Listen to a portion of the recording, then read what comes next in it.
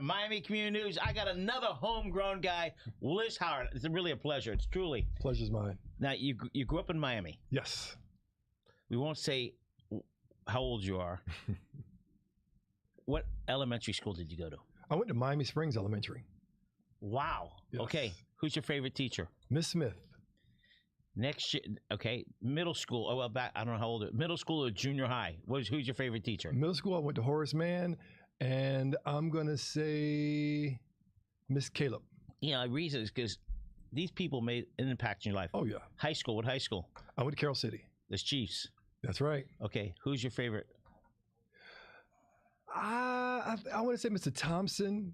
Yeah, I'll say Mr. Thompson because back then we had the fortunate side to see a lot of male teachers.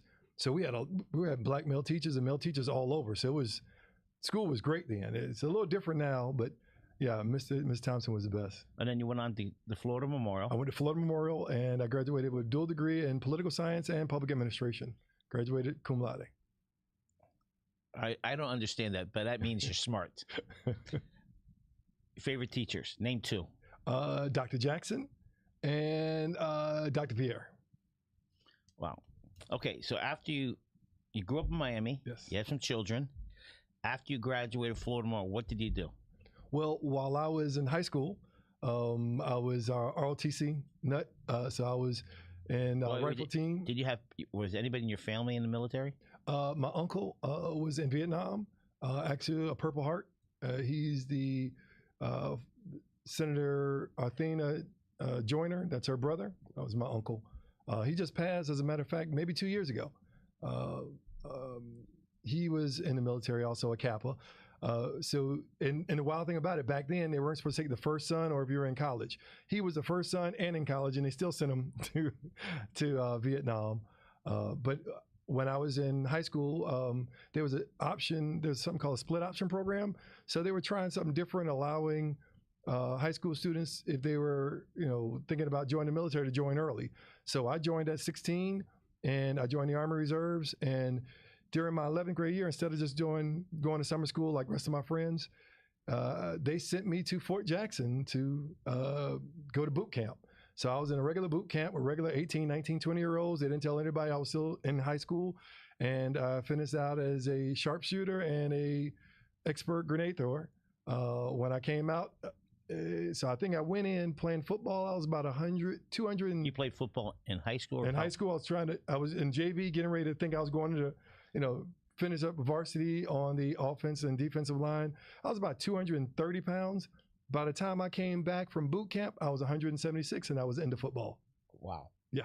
So we're talking about your history, but you're here to talk about you're running for the office of Supervisor of Elections. Yes. That really has not been a elected position over 60 years. Longer since the inception of the county. Right. All the other counties, except for two, it's been election. This has been appointed. Now we're back to elections. Yes. So what makes you qualified for this position? Because this is a really tough situation because, our county's so divided, on the politics. So what will make you more qualified than anybody else? Well, I want to let folks know if you live in Miami-Dade County all your life, you really haven't been exposed to what the other 66 counties have had for 50, 70, 80 years. They've always had an elected sheriff and an elected tax collector and an elected supervisor of elections. So when they have a problem with voting, they don't go to their county commissioner or their mayor. They go to the supervisor of elections, who will get them a new card, get them an updated, version of anything that they need, to ask questions about absentee balloting and all those things. And those decisions are really coming from state law. And state law kind of governs all of these supervisor of elections throughout the county. So it's almost like going to a restaurant with no maitre d'. You might think I don't need one until you go to one with a maitre d'. And then they'll get your name, sit you at your place, put a napkin on your lap, tell you the name of your server, and you feel like, wow, that was a little different. That's pretty much what you'll have now. You'll have someone who's just, their main job and their main objective is to make sure that your voting process and your voting experience went smooth, without a hitch, and you want to come back doing it often, more and more often. Well, across the country, everybody's worried about the integrity and security of elections. Yes. What will you do to make people feel comfortable? So when I go vote, I feel that it's secure, integrity. What will you do? Well, one of the biggest things folks have to realize, this is, even though we're running like politicians, we're really not politicians. These are administrative jobs. So you have to know something about government and something about public administration. I know a lot of elected officials who are, they've been in this position and they're not in this position. Now they want to find a new position. These are not positions for politicians. You have to know how to write budgets. You have to know how to deal with human resources. You have to know how to deal with a budget. Most politicians vote on budgets, but they're not the budget office. I was chief of staff in Congress, and I was the chief of staff here in North Miami Beach. I saw you did an internship, a congressional chief of staff. Who was that with? Anybody particular? That was Sheila Sheffield McCormick. She was the first first Democrat Haitian-born mayor, a Haitian-born congressperson ever to sit in that seat. We had another person who was from Haiti, but they were Republican from Utah. So she was the first Democratic. Wow. Okay. And we won that. We won that race by less than 5 votes. It was one of the closest in U.S. history as far as congressional race. So when folks say my vote doesn't count, I think they'll differ in that one because that was run by 5 votes with about 8 people in the race. There was a former state representative who ran. State reps, state senate ran, 3 council people ran, and 1 former mayor. It was a lot of. It was 7 folks who had never lost their races ever in their lives. So that was a tough race. So we were running races against elected officials who had never lost. All right. So how will I feel secure? What will you do when I go vote? Why will I feel secure about it? Well, one, knowing that I'm an administrator and I do believe in my people. I do believe in the folks that work along with me. What I did differently, prepare myself for this race. I just got recently graduated as a citizen ambassador from the FBI. For folks who don't know, the FBI is the regulatory agency that regulates and oversees election departments from Key West to Seattle. That's one of their jobs. They have many things that they're doing besides keeping us safe from nefarious folks who want to do Americans harm.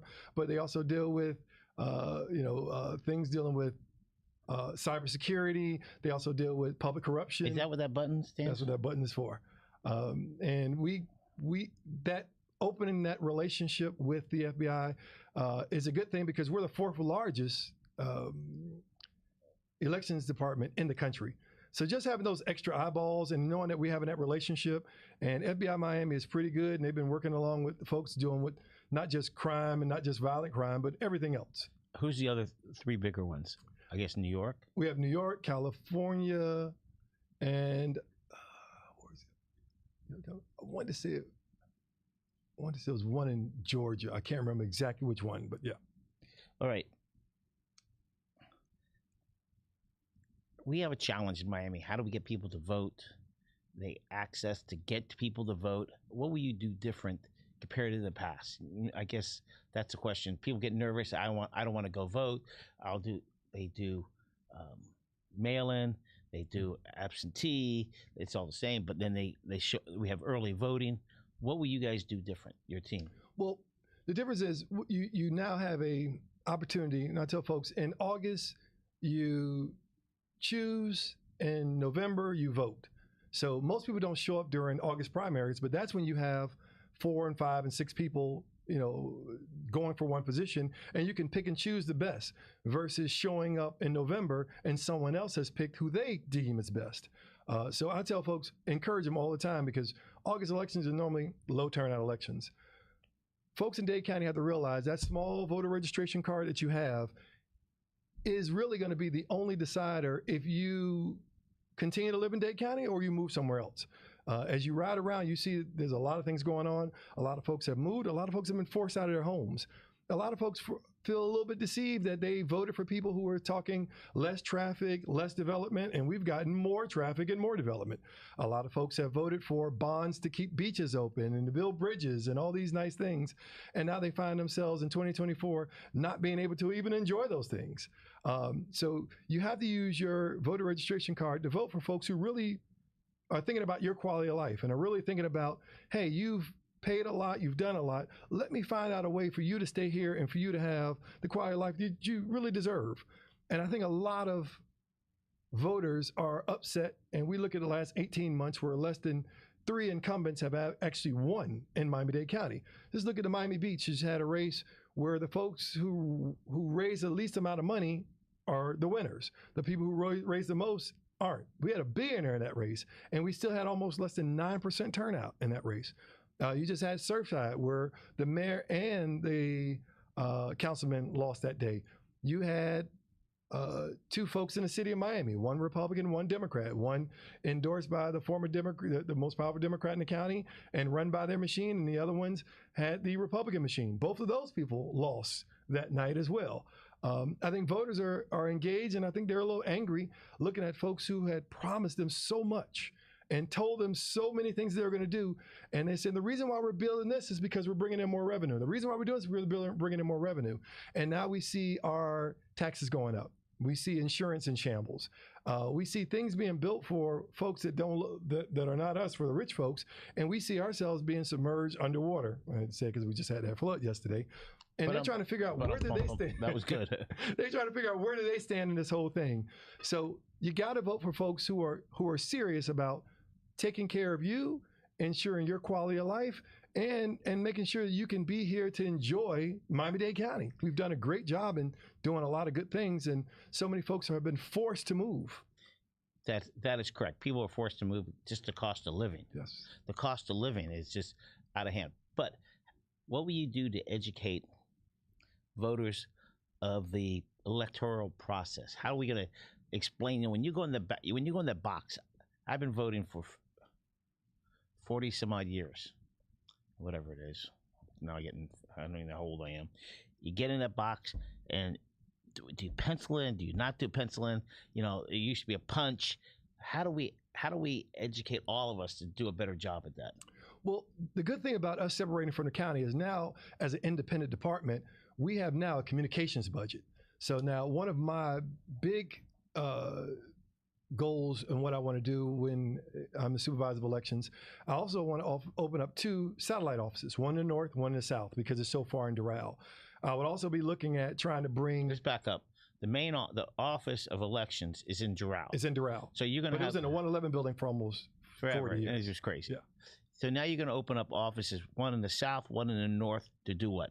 These satellite offices, because so many things you can only do at the supervisor of elections office. Like most times on election day, people have their vote by mail ballot, and they think there's going to be a mail drop off, and you can't drop them off to your local precinct or drop them off to a drop box. If I don't want to wait in line, I have my mail in. Yes.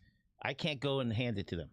You can go and hand it to them, and what they'll do is they'll take that, they'll destroy that one, they'll give you a ballot and send you to a machine. I don't want to do that. I don't want to do that. That's why I filled it out. Now, if you have a ballot that you didn't mail in the timely fashion where you think it's not going to get to the mailbox in time or get to the Doral in time, you can drop it off to the headquarters of the supervisor of elections, which is in Doral. Early voting.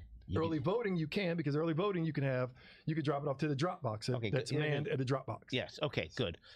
And people don't know this, and that's why it's important that we educate all of us. And people don't know, if you pick the wrong supervisor of elections, they do have the discretion to determine, based on the law, how long and how much we do with vote by mails. Do we have a drop box? That's discretionary. We don't have to have a drop box. There's no law saying you have to have this. There are laws saying if there are federal or state elections in that particular race, that you must have at least 6 to 9 days early voting. But if it's just a local municipal, there could be 0 days of early voting. Okay. People don't realize there's 34 cities in Dade County. Yes. You oversee the county and the 34 cities. That includes the city of Miami, Hialeah, Miami Beach, all 34 cities. Am I correct? We oversee the county, and we work together with the municipalities. And this is another thing that municipalities have never enjoyed. So I enjoy talking to mayors and talking to city clerks and council, because now we could work together about how best can we increase turnout in your particular city? How best can we get to the people a little bit closer by working with the mayor of Maventura, a mayor of South Miami, a mayor of Florida City, and saying, hey, we might want to come into an engagement where we might want to put an early voting site somewhere in the city hall.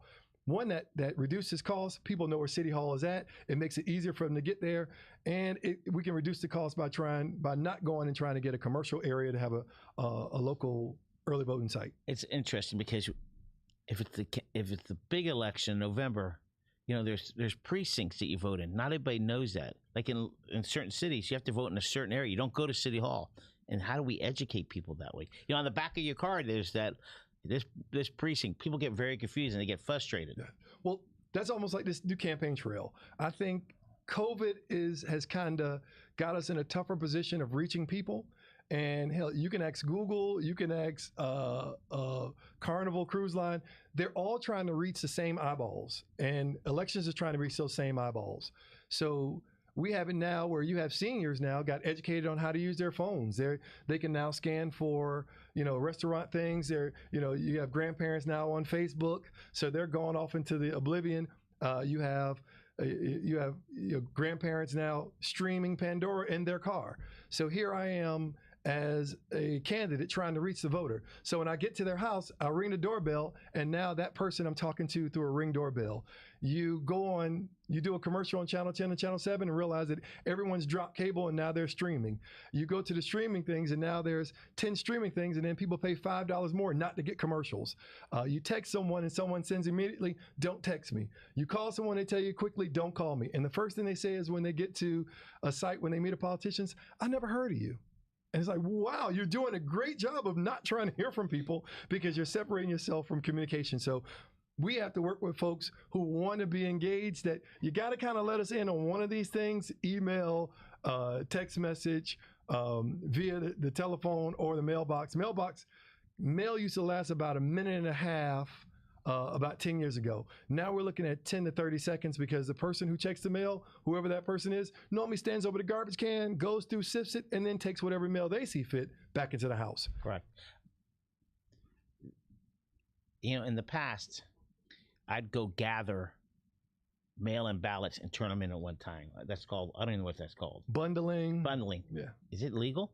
It's illegal. It can be illegal. They have affidavits that you can sign, 1 to 3 folks, if you're in certain situations. One of the situations would be if they're in the household, if they're ambulatory, or they're you're a power of attorney. But they want to just slow down people from doing that. But if you're in that same household, you sign a little affidavit, you bring that affidavit down, and they have no problem accepting those 2 to 3 ballots from that person. Now, if you see more than that, then that's when there's a question. It should be a question, and it should be a question. It should be a question from the Secretary of State. We have a policing enforcement agency from the state that's actually going after folks that do that. But all you're doing is you just want to make sure and ensure that other folks that are voting, that someone's actually watching, someone's paying attention, and not necessarily to just make people feel like we're trying to slow you down from voting or to intimidate you. That's not it. We have a security guard at the bank just to make you feel safe. Not that we don't want you to come in there and do the transactions. We just want to know that when you're doing a transaction, that we're actually watching and making sure you're safe when you walk in, you're safe when you walk out, and maybe you'll bring more money to the bank. Gotcha. What agencies will you work with, or the election department work with, to ensure good elections? Well, this is a big difference. There are no examples for us to really see in Florida, because the other 66 counties out of 67 have always had an elections department outside, have always had a sheriff's department outside. Now, for the first time, we don't know what that's going to look like. And my concern, I was a shop steward from the Teamsters. The Teamsters endorsed me. I'm very concerned about the employees. What we don't know is there are about 10 or 15,000 employees that will be working under the state's guidance in just a few months. We don't know what they'll get. Everyone knows that Miami-Dade County pays well. The state doesn't pay as well as Miami-Dade County. I want to make sure that these employees can still bargain. I want to make sure that these employees can still have a union. I'm not going to stand in between them, because there's nothing certain that says we must keep the bargaining agreement between the county and the state. I'm hoping that the sheriff, whoever's elected, is a good sheriff. And I'm a Democrat, so I'm going to be selfishly, I'm hoping they're a good Democrat, because Democrats don't stand in the way of people voting. But the sheriff's office and the police department right now and the elections department work hand in hand. When we open up when we get ready to start these almost 800, polling places. The police escort us there. The police watch our equipment. The police watch our vans to make sure make sure it's there. So we're hoping, I've had almost a 3-hour meeting with Christina White, who's the director of elections now, a couple months ago. And we sat down, we went over the entire budget. We talked about, bringing in because we could talk administrative talk, because that's really what it is. The first year you're being an administrator. You got to know how to get these employees in and make sure these employees are safe. I asked her back last year, if I was elected, would she stay on? And she appreciated it, because she said I was the only person who ever even asked her to stay on. And I also asked her, would her executive staff stay on? Because I know right now many employees are jumping ship because they want to go and work for the county, because that good pay and the uncertainty is there. Now, you're still being paid by who? The election department. Who pays their staff? Is it the county, or they get money through the state? We're going to get our money through the county, because the county collects its taxes through property taxes. So we'll create a budget and we'll present it to the county. Okay, so that's a big issue. Mm-hmm. People in property appraisers and the clerk of the court's office, they go, well, we're going to be working for the state. Our retirement's different. And I said, I don't think so. I think the county still pays you. You still be under the same plan. Am I correct? We'll be under the state. The DMV is under the state. They're still in the county, but they're under the state. And who would pay? Who would the check come from? The check will be coming from the taxpayers, but they'll write that big one lump sum check to the supervisor of elections office. That big lump check to the tax collector. Gotcha. And then we'll execute based on state law what we can and what we can't do, and based on what our budget was. The good thing about it is, when you watch, we'll take Broward County, for instance. About a year ago, you had the sheriff in front of the county commission, bamming on tables, doing what he needed to do to ensure that he met his budget, because he said he needed more equipment. He said we needed updated equipment. Unfortunately, 3 months later, a helicopter falls out the sky. I think those commissioners wish they would have gave him the additional money, but they did.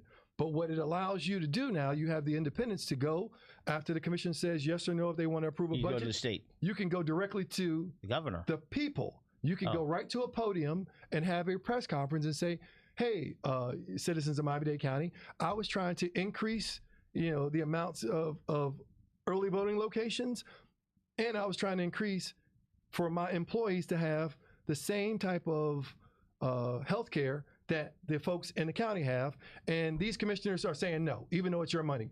Those folks will get in there, they'll call their local commissioners, ask their commissioners, hey, you need to make sure that this office has what it needs to do what it needs to do, which is different from now, because right now, under the county's guys, anyone who works under the mayor, you have to report to the mayor first. So the mayor will determine if you speak to the media or not. The mayor will determine if you have a press conference or not. The mayor will determine what's the next course of action. In these cases, these 5 independent people will be held accountable to the people. So if they're not doing a good job with elections, you can get rid of me in 4 years.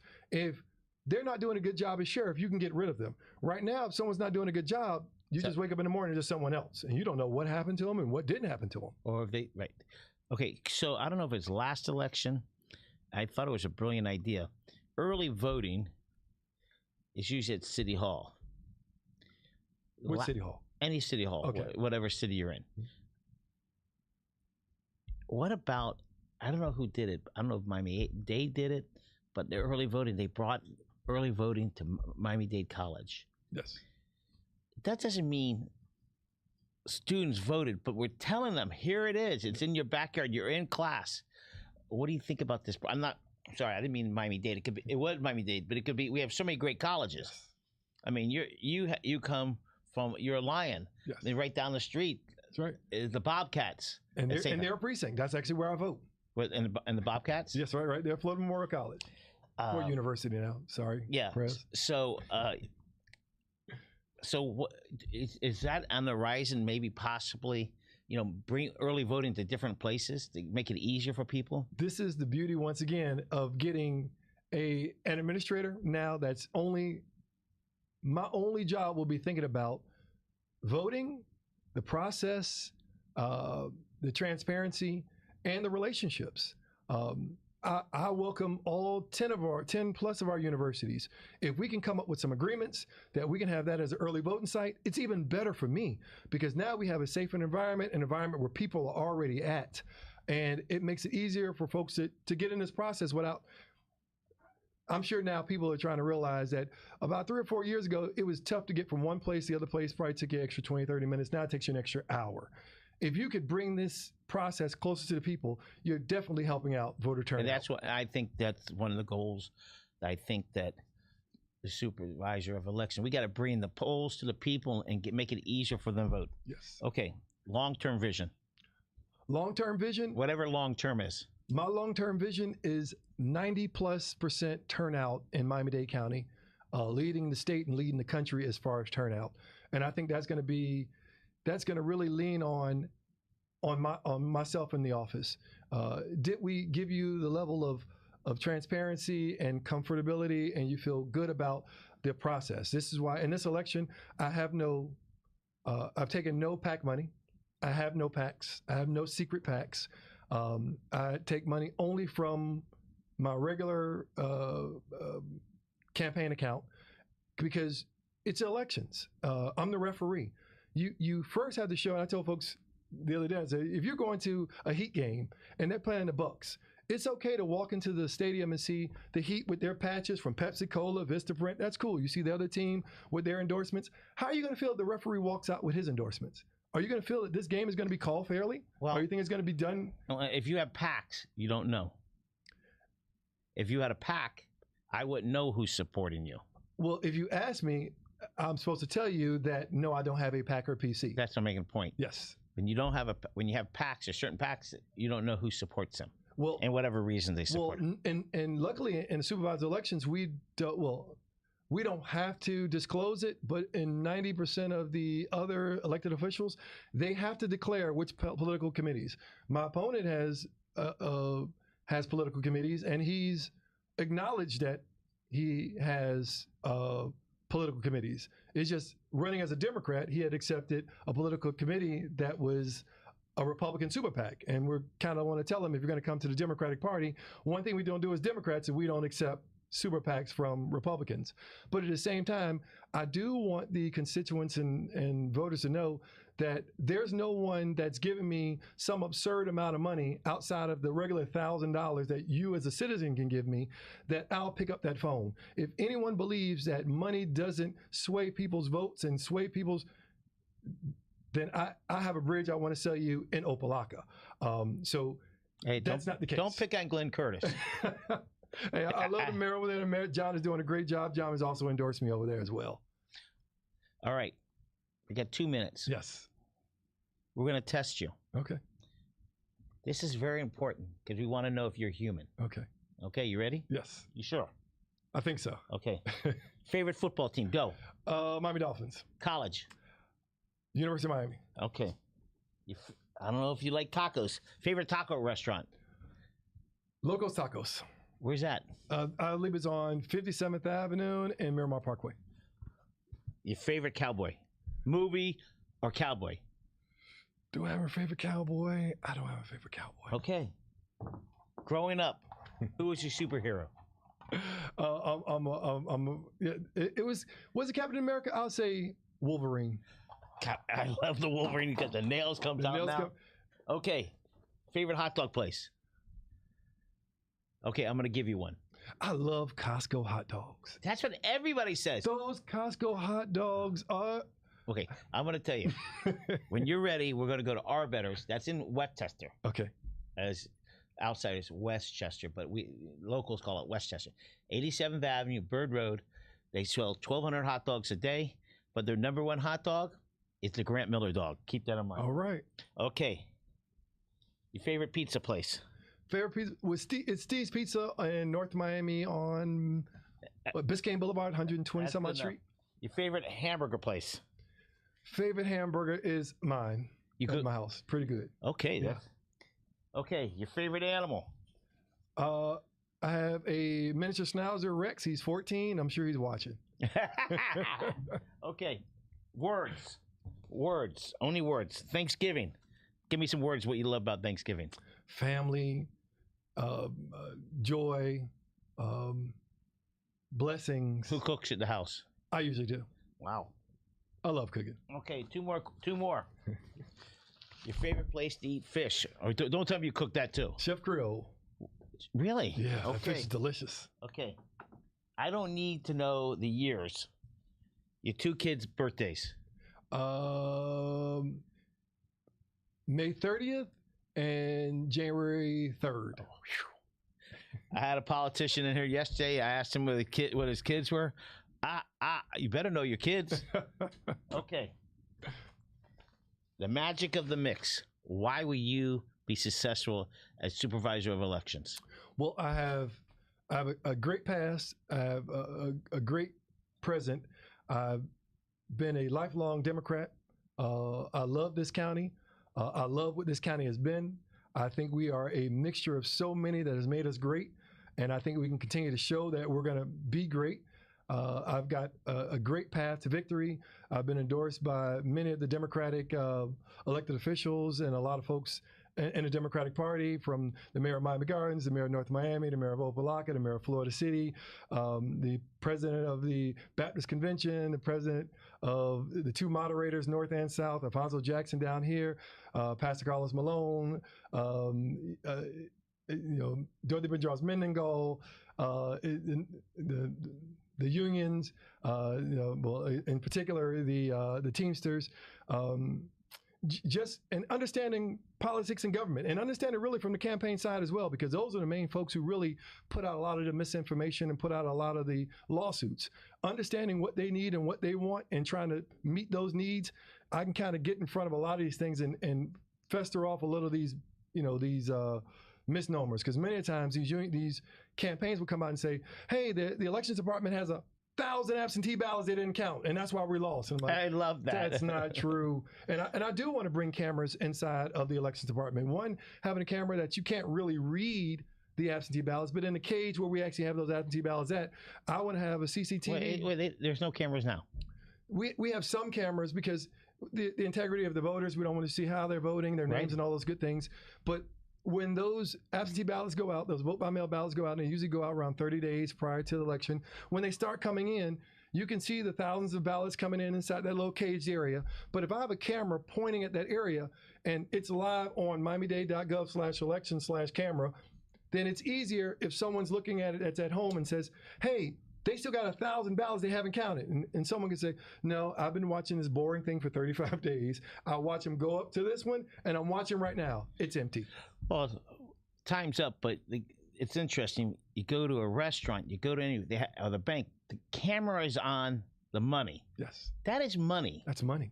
That's somebody who made a decision. That's why we're here. That's why the United States is the greatest place to live. That's right. And the cost of freedom, and that's right there to vote. That's right. Willis, Grant Miller.